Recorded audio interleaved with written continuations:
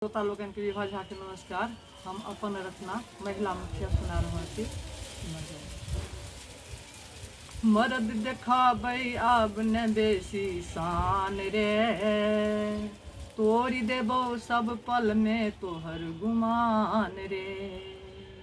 मर्द देखाबै आब न बेसी शान रे, तोड़ी देबो सब पल में तोहर गुमान रे। गामक मुखिया भेलियो भारी, आब बात तू बाज संभारी।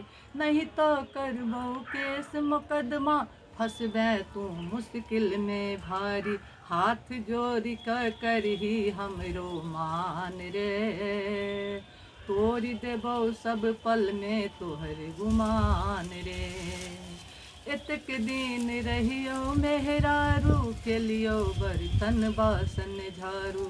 गाम समाजक लाज बचा कर खटलो सब दिन तोहर बेगारू। आब नचेबो अंगुरी पर से जान रे, तोड़ देबो सब पल में तोहर गुमान रे। छुत हरनी तू जन कर बेसी बात गे, हम ही तोरा जितलियो मन में राख गे। चपर चपर यदि बेसी करबे, दिन राति हमरा सौ लड़बे।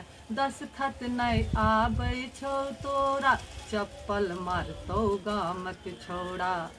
विभा ई हारल मुखिया छन में लेतो प्राण गे। छुत हरनी तू जन कर अधिक गुमान गे। मर्द देखाबै आब न बेसी शान रे, तोड़ी देबो सब पल में तोहर गुमान रे।